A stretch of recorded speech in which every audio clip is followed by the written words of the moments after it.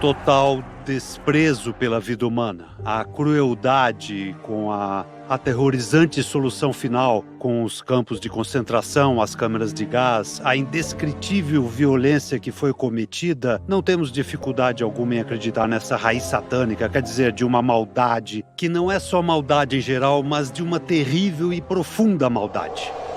Em 1943, a Itália estava exaurida pela guerra.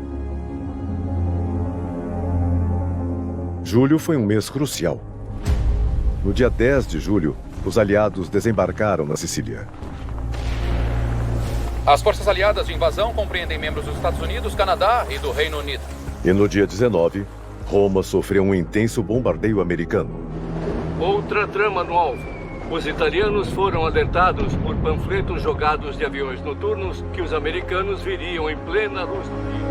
No dia 19 de julho de 1943, os aliados bombardearam Roma e houve um real massacre de civis.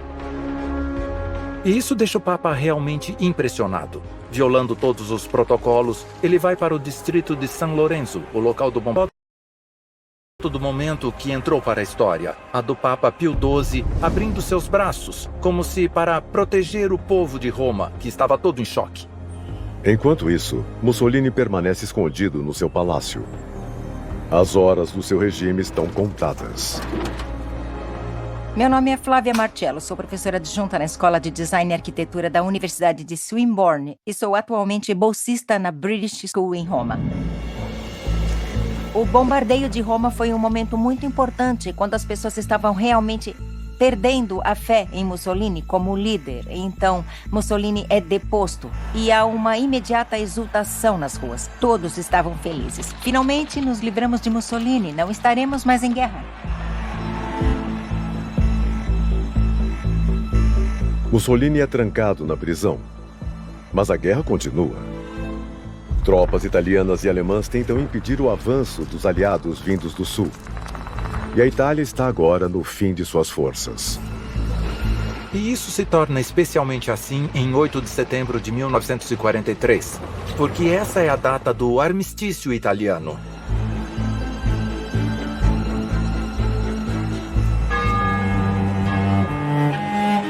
Temos hoje uma boa esperança. E é claro, a Segunda Guerra estava bem longe de terminar. O armistício foi um pouco chocante, porque repentinamente os romanos entenderam que ainda estariam em guerra. Uma bomba foi lançada em um prédio de escritórios de seguro onde os fascistas italianos estavam escondidos. O que está emergindo agora é basicamente uma guerra civil, porque tem italianos no sul, temos italianos ao lado dos exércitos aliados indo para o norte. E no norte ainda temos italianos que são leais ao velho e decadente regime fascista. As pessoas não sabem realmente o que fazer. Elas precisam escolher.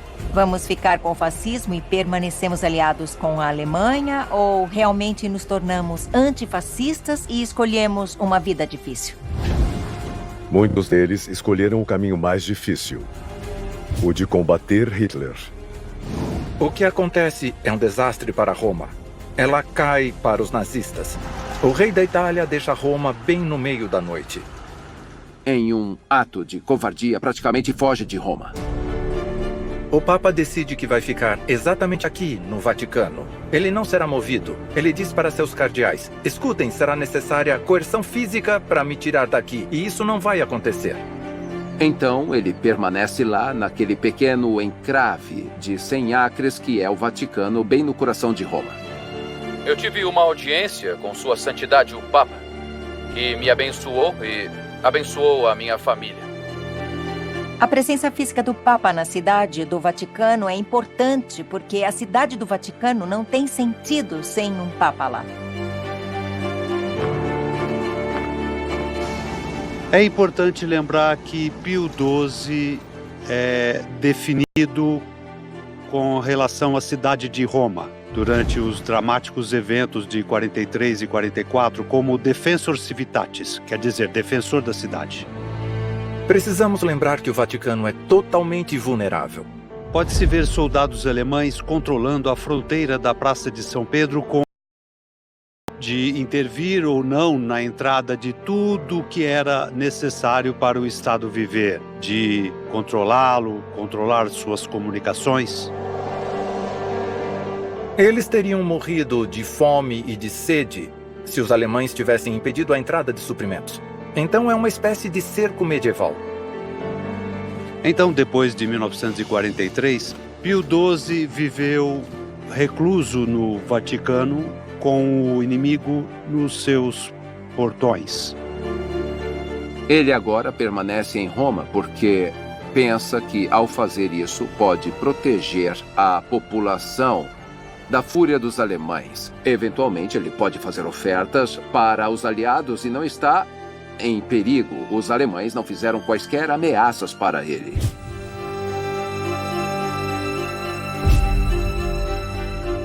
Mas a presença do Papa não foi realmente capaz de salvar os romanos da fome, do sofrimento, da morte e da perseguição durante aqueles 271 dias. Os nazistas e os italianos leais a Mussolini estabeleceram um cruel governo. Repressão brutal, violência, mortes brutais. Em outras palavras, é o governo do medo. Eu acho que foi um período muito obscuro para o povo italiano.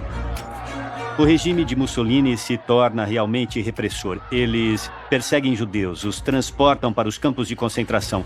Então foi realmente um período terrível para o povo italiano. Se estão com fome, será muito mais fácil ser uma força de ocupação. Eles sempre pegavam comida, suprimentos, cavalos, carros, e havia sempre a constante ameaça de represália e morte se você não cooperasse. A violência nazista não poupou nem mesmo a igreja. Muitos padres participaram da resistência. Sabemos que, com a resistência, havia contatos secretos. O que eles faziam era esconder prisioneiros de guerra aliados que tinham conseguido fugir dos campos de concentração. Eles também guardavam as armas dos guerrilheiros. Mas é claro, seu crime mais grave, aos olhos dos nazistas, era esconder judeus.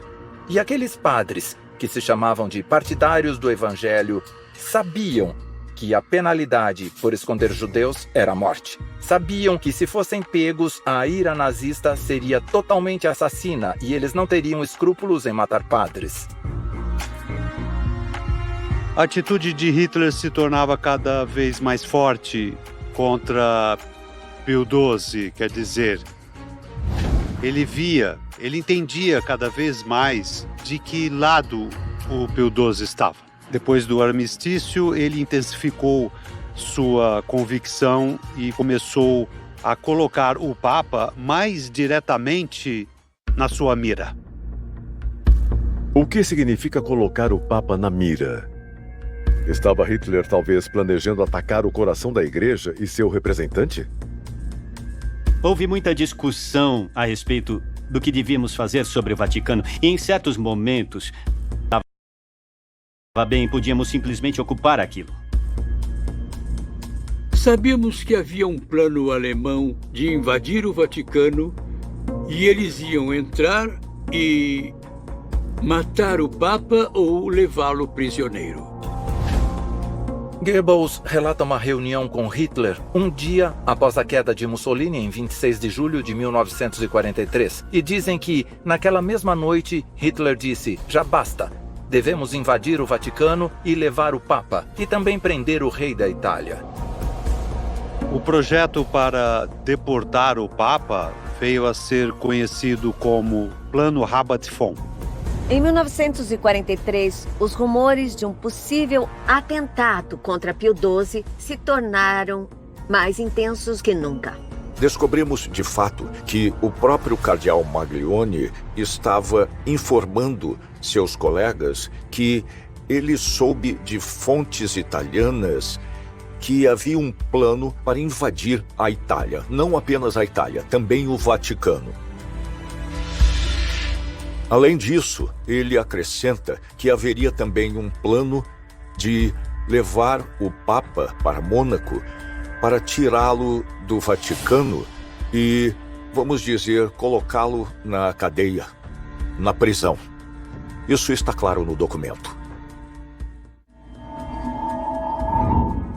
Não temos tantas evidências do que exatamente pode ter sido planejado, mas foi supostamente uma ideia. Eles cometeram tantos outros atos de maldade que mais um detido não teria. E acho que o Papa Pio estava bem ciente disso. É uma operação que, entre outras coisas, é confirmada pelos próprios protagonistas, em particular por Wolf, que na verdade era um oficial que foi convocado para ir à toca do lobo de Hitler para essa missão. Wolf era o governador militar e comandante supremo da SS na Itália e era responsável por reprimir a resistência italiana. Era leal a Hitler? Ele foi convocado por Hitler para ir ao seu quartel-general e recebeu instruções para implementar esse plano. E também foi instruído a não falar sobre isso com ninguém, exceto com Himmler. Então temos Karl Wolff, que é comandante da SS na Itália. É um plano para invadir o Vaticano, raptar o Papa, levá-lo para um castelo na Alemanha e esmagar toda a resistência. Uma coisa que precisamos lembrar sobre aquele período, quando as coisas deram errado para Hitler, é que ele aparecia com todos os tipos de planos para conseguir reverter a situação na guerra. Havia um esquadrão de grupos de assalto da SS que se disfarçava com uniformes italianos tirados de prisioneiros inimigos que também usavam armas italianas. Então você veria um pelotão de italianos entrarem violentamente no Vaticano. Esta operação era para ser apresentada como uma operação para basicamente salvá-lo dos riscos da guerra, mas na realidade era uma deportação. O aspecto peculiar é que alguém devia ser enviado ao Vaticano para pegar os tesouros do Vaticano relativos à Alemanha. E quais teriam sido as consequências para toda a guerra?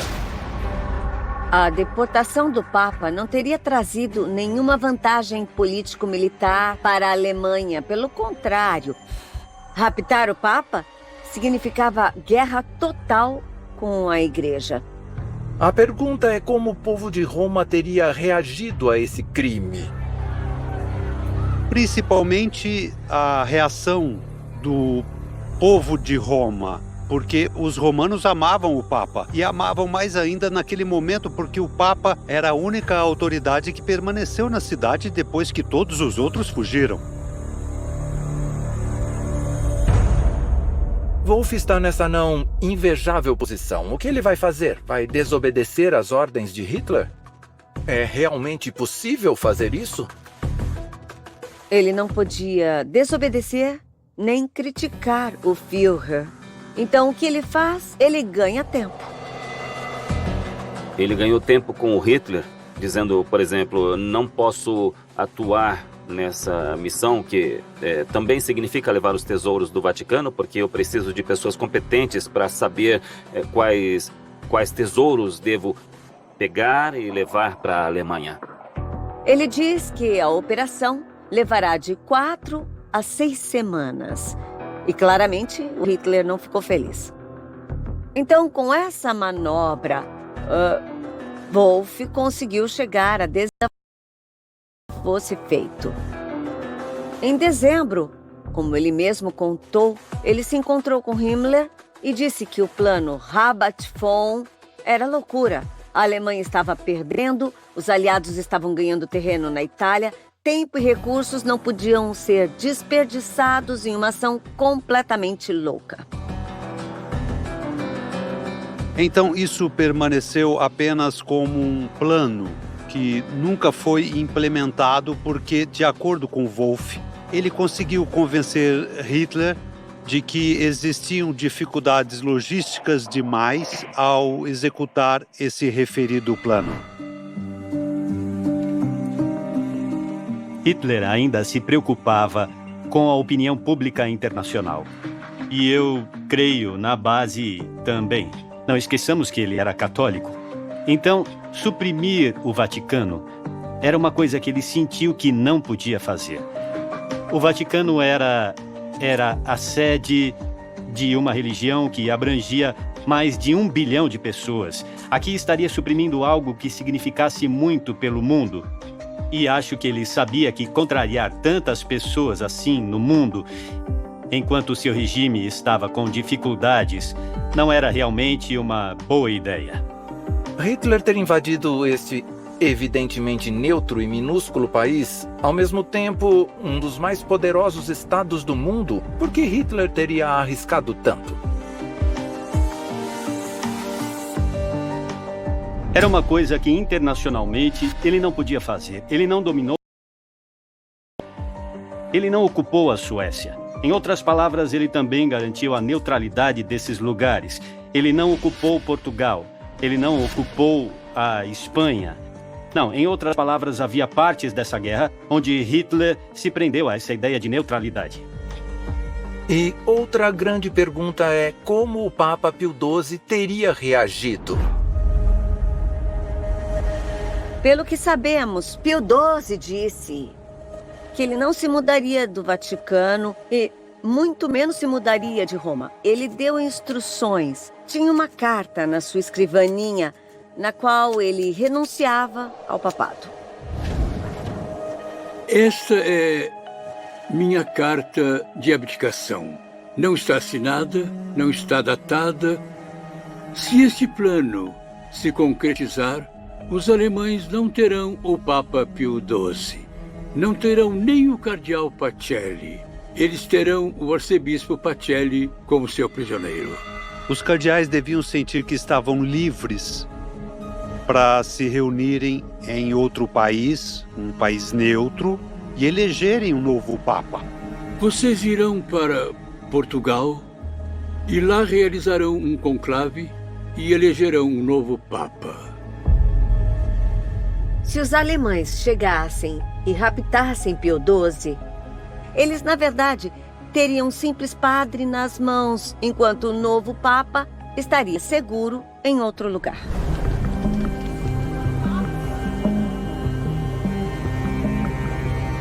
Os documentos do Vaticano mostram da Santa Sé quanto a um possível sequestro do Papa. Mas existem quaisquer documentos oficiais do lado alemão que provem a veracidade desse plano desesperado de Hitler? Há pouquíssimas provas concretas disso, o que não significa que não aconteceu. Quer dizer, coisas que são discutidas e planos que são feitos nem sempre são escritos por um bom motivo. Também temos vestígios desse plano em cartas trocadas entre alguns hierarcas fascistas, mas não temos um documento escrito que fale a respeito disso em detalhes. Não temos provas concretas de como era para ser estruturado. Outra importante figura da preparação alemã na época chamava-se Coronel Egon Dollmann. E ele disse que se houvesse esse plano, como seu trabalho era essencialmente o contato entre a SS e Hitler, ele teria conhecimento disso e nunca disseram algo a respeito. Então ele estava cético de que qualquer coisa concreta tivesse sido realmente planejada. Francamente, há pouquíssimas provas de que o plano Rabat-Fon realmente existiu. Karl Wolff era o general alemão a quem Hitler confiou a tarefa de raptar o Papa, e ele testemunhou sobre a veracidade do plano. Mas, sinceramente, o papel de Wolff é muito ambíguo. Ele era um personagem bastante complicado. E acho que frequentemente exagerava os fatos para entrar na história, sendo conhecido como um homem sensato, apesar do uniforme que usava.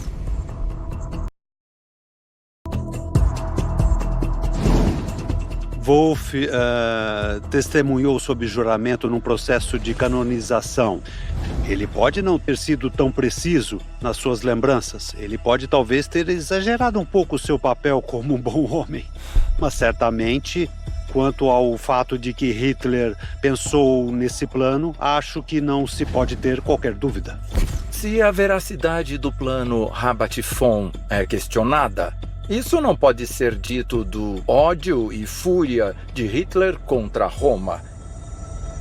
E é realmente Roma, a cidade eterna, que se torna o campo de batalha entre o demônio e o Papa. Como se combate o mal? Que armas o Papa tinha para enfrentar o nazismo? O que Pio XII faz é tentar buscar diálogo com Hitler. O que ele tentava fazer era deter a abominação cometida contra os judeus. Então, o que sabemos é que no outono de 1943, o núncio em Berlim, Orsenigo, consegue uma reunião privada com o Führer. E quando Orsenigo começa a falar sobre os judeus, Hitler fica de costas para ele e nervosamente bate os dedos contra a janela. E ele finalmente se volta para olhar Orsenigo. Depois pega um copo de água e furiosamente o joga no chão. E foi nesse ponto que o representante do Papa não teve opção a não ser sair. Temos um documento no qual o próprio núncio de Berlim amargamente tem que confessar o... Ninguém pode enfrentar a ilimitada força material da assim chamada Gestapo. Depois de 1943, Pio XII viveu recluso no Vaticano, com o inimigo nos seus portões, mesmo naquele período de perseguição a judeus, que os nazistas faziam com a ajuda de colaboradores fascistas. Então as pessoas que eram colaboradoras em nível local pensaram: como podemos trocar favores com os ocupantes nazistas, sendo mais cruéis, entrando nos programas de brutalidade e tortura da Gestapo? Então, nesse clima de violência, novamente vemos Pio XII não fazendo nada a não ser permanecer em silêncio. Porém, documentos provam o contrário. Por exemplo, neste documento não publicado de 1943, o Vaticano se interessa pelo destino de uma mulher judia, recomendando-a para um mosteiro. A atividade de ajudar judeus se intensificou. E as ordens do Papa são obedecidas. Ele diz para monastérios se abrirem para os judeus se esconderem. As catacumbas são abertas. Conventos que abrem sedes extraterritoriais do Vaticano, que abrem suas portas, as clausuras que são violadas para acomodar judeus.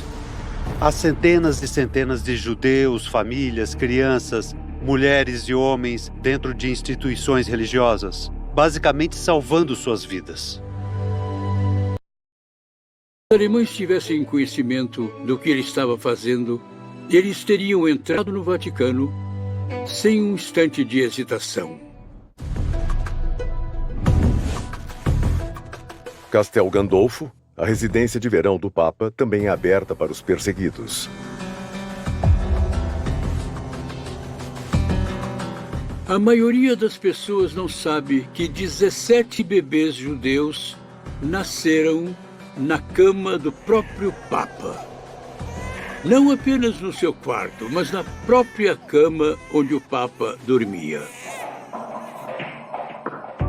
Existiam também contatos nos Apeninos trabalhando para dar um, digamos, salvo-conduto para Roma, para essas pessoas e escondê-las em monastérios ou casas. Sem dúvida alguma, os padres estavam fazendo o que podiam. Mas o que teria gerado mais impacto seria algo escrito, uma ordem formal, um documento formal. Nunca encontramos. Por que isso? Não há ordem alguma escrita através da qual Pio XII ordenava que os conventos abrissem suas portas para os judeus, principalmente porque os que recebiam essas pessoas perseguidas estavam colocando em risco suas próprias vidas e as da comunidade.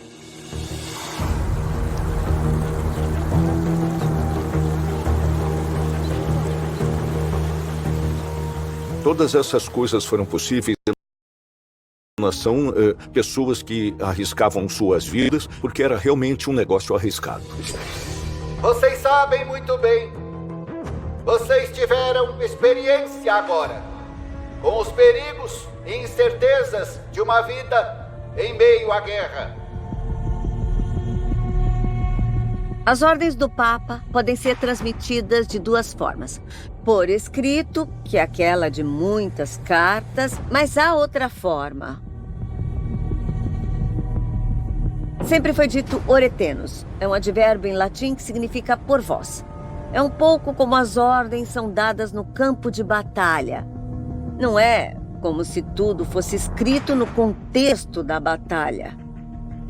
Faça uma coisa certa, que você fica sempre perto de Deus. Então, o Papa fez tudo? Não, ele não fez tudo. Ninguém podia fazer tudo. Mas ele fez tudo o que podia. E eu fico tão cansado de ouvir as pessoas dizerem que o Papa não fez isso, o Papa não fez aquilo. Sim, tá. Mas me digam, e os líderes da América? E os líderes de outros países que não fizeram nada? O Papa fez o que pôde.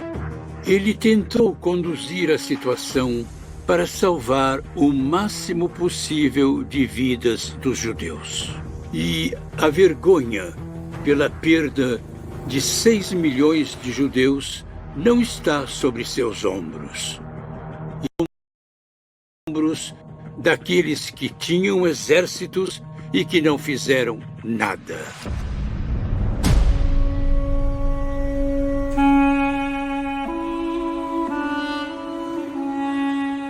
Hitler não teve sucesso em sequestrar o Papa, mas tem uma terrível vingança em mente. Aqui em Roma havia uma rica comunidade de judeus, até mesmo antes do cristianismo.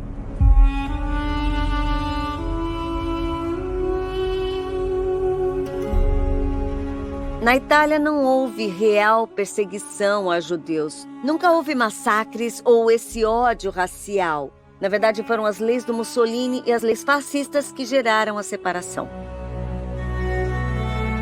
No final do século XIX, tivemos realmente uma noção de que os judeus tiveram um importante papel na comunidade de Roma. Em 1909, até tivemos um prefeito judeu em Roma, Ernesto Nathan. Então, a comunidade judaica estava realmente pensando, nos sentimos parte de todos. O Papa Romano, integrado em uma comunidade judaica, que é uma parte integrante de Roma. O verdadeiro romano vê o judeu como seu vizinho. E Pacelli, que tinha colegas judeus na escola que frequentava, absolutamente não era uma exceção. Em Nuremberg, os homens de Hitler estão em julgamento. Pela primeira vez, líderes de crimes de guerra são julgados pela Corte Internacional. Homens que planejaram conquistar o mundo e morte e escravidão de milhões estão agora sendo julgados conforme a lei. Em setembro de 1943, temos o famoso oficial da SS em Roma, chamado Kappler, e ele ordena o início do seu Roma. Mas antes disso acontecer, ele decide negociar aquele acordo que é realmente mau. Diz para a comunidade judaica: salvarei suas vidas, eu as pouparei se vocês derem aos nazistas 50 quilos de ouro. Ele não vai deportá-los, não vai mandá-los embora se entregarem 50 quilos de ouro para ele. Foi uma coisa horrível, era chantagem, o pior tipo de covardia, extorsão. E é claro, a comunidade judaica teve que resolver o que ia fazer. Mas também pensavam, talvez se pagarmos isso, possa haver alguma esperança. O rabino-chefe, na verdade, não acha que esse seria o caso. O rabino diz, acho que todos nós deveríamos sair daqui. O presidente da Associação Judaica diz, não, estamos seguros, podemos ficar.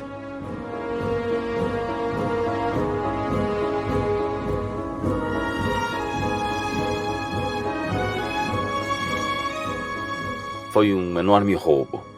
Inesperado, injusto e, acima de tudo, quem podia garantir que os alemães iriam, de fato, cumprir sua palavra? Ninguém.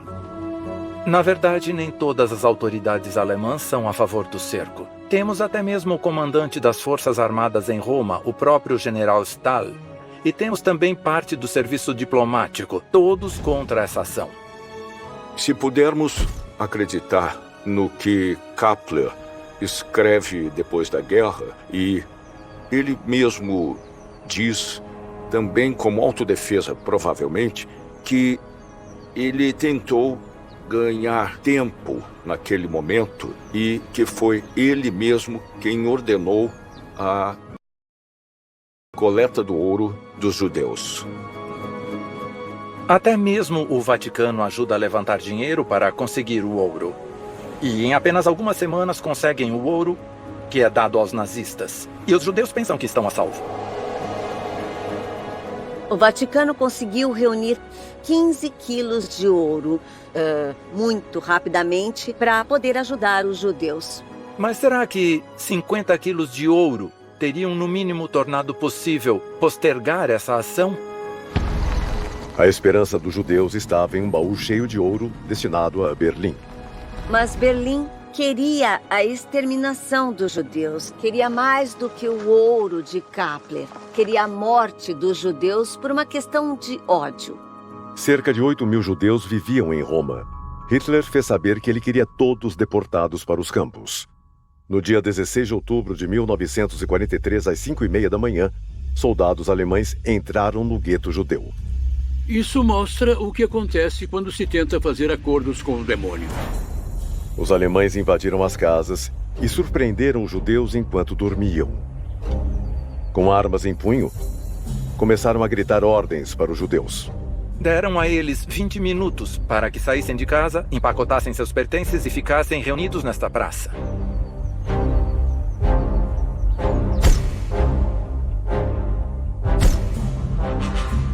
Pio XII foi avisado quando estava terminando a missa e imediatamente ordenou ao seu secretário de Estado Maglione que convocasse o embaixador alemão Weizsäcker. Esses conhecidas vinham do altíssimo escalão. Significa tomar cuidado ao falar uma palavra que significasse desaprovação, porque a ordem vem diretamente de Hitler. Bem, o que Maglione responde? E Maglione responde: não desejamos expressar nossa desaprovação. Entretanto, não queremos estar em uma posição de protestar. Caso nos encontremos na posição de protestar, confiaremos na providência para as consequências. Apenas a providência nunca será suficiente. O Papa sabe disso. Quando o cerco acontece, o Papa não diz ou faz nada. Não há protesto oficial. Não há reação oficial. Quando talvez fosse o momento para ele ter dito algo que poderia ter feito uma diferença. O que ele faz é estabelecer negociações clandestinas e tentar convencer os alemães a pararem com o cerco. O general Stahel, na verdade, foi contatado e, por temer um levante dos cidadãos de Roma, ele realmente consegue convencer o próprio Himmler a parar com o cerco. Foi um pouco mais de 1000, mas lembre-se que cada um é uma vida humana. Não podemos usar estatísticas. Deus conta cada um, porque Deus é apenas um. E cada vida humana é singularmente preciosa aos olhos de Deus.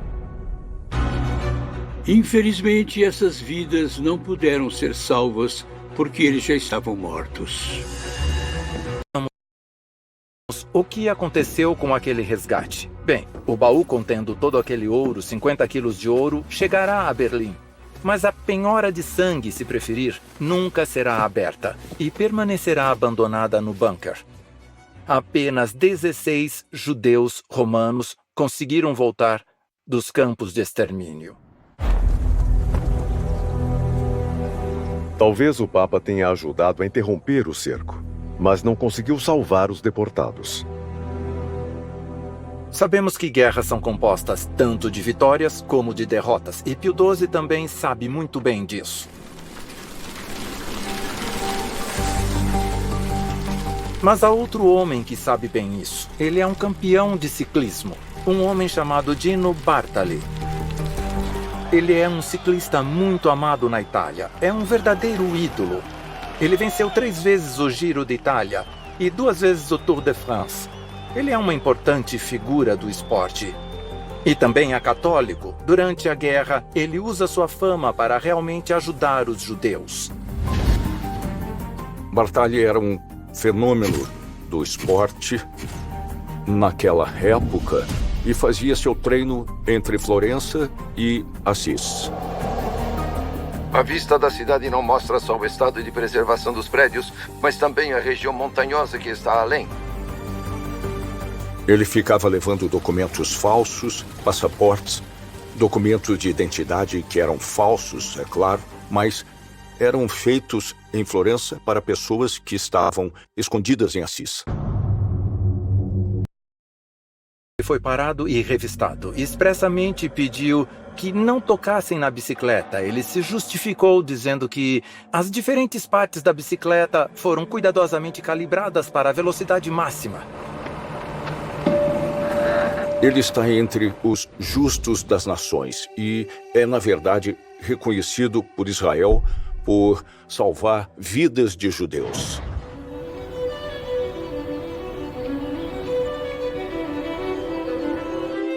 Eu abro os arquivos e confio nos pesquisadores para encontrar a verdade neste patrimônio documental.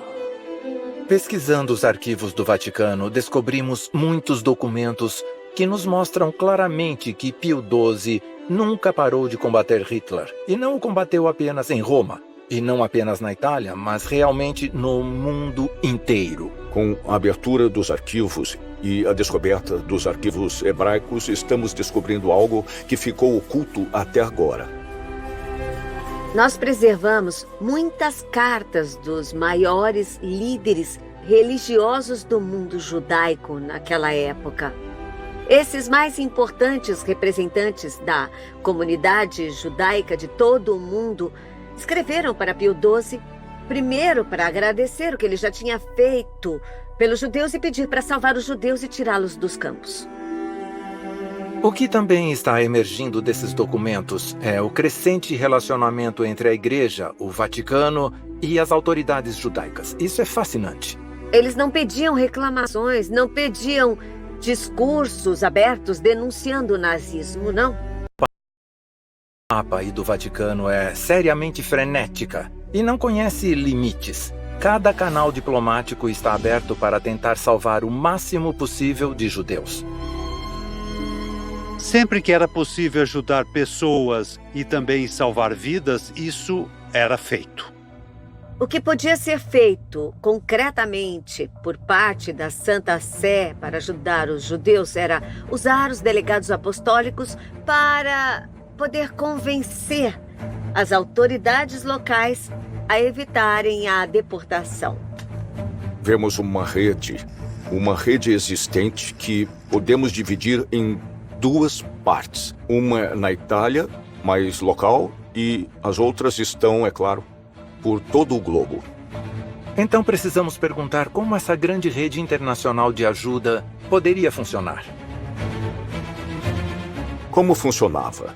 Ela funcionava, é claro, através dos núncios que são representantes do Papa naqueles países e que foram solicitados pelo Papa a fazerem tudo o que podiam para ajudar alguém sempre que possível. Tudo, então, dependia da habilidade do delegado apostólico em ser convincente, mas também da consciência da outra parte, quer dizer, da autoridade que recebia o pedido, a súplica por parte da igreja. Por exemplo, o regente Orti, da Hungria, era um católico fervoroso e muito atento para seguir as instruções do Papa.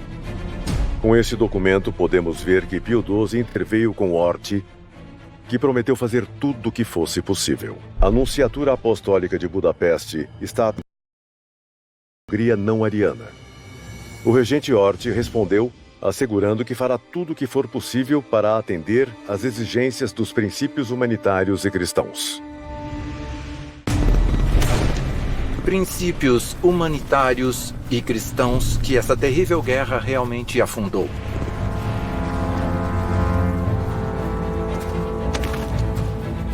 Por exemplo, Tuca foi absolutamente duro e disse palavras atrozes contra os judeus, quase como se fossem insetos a serem esmagados. Adalbert Tuka era o primeiro-ministro da Eslováquia. Na época, a Eslováquia era governada por Józef Tiso, um padre que tinha estabelecido um governo pró-nazismo. e Tuca era seu braço direito, que, como podemos ler nesse documento, não teve pena dos judeus e não ouviu os apelos do núncio apostólico de Pio XII. Eu destaquei para o ministro que não era certo considerar e tratar como malfeitores milhares de mulheres e crianças inocentes que fizeram parte das deportações do último ano. Tuca descreve os judeus da seguinte forma. Ele diz que são uma raça antissocial, não assimilável. Eles são nocivos e são elementos deletérios que devem ser erradicados e eliminados sem consideração. O exemplo de Tuca nos faz perceber como era complicado o papel dos católicos e do Vaticano na Segunda Guerra Mundial. Mas o rabino de Jerusalém não tinha dúvidas quanto ao papel do Papa. Neste documento nunca publicado antes, vamos ler a carta do rabino-chefe Isaac Herzog de Jerusalém para o Papa Pio XII. Estou indo hoje para a Terra Santa e antes da minha partida, quero expressar meu profundo agradecimento por tudo que faz pelos nossos infelizes irmãos e irmãs. Dessa forma, o Senhor segue o esplêndido exemplo de Sua Santidade em concretizar os eternos princípios religiosos que são a base da verdadeira civilização. Que o Deus de Israel recompense o Senhor. Seja abençoado.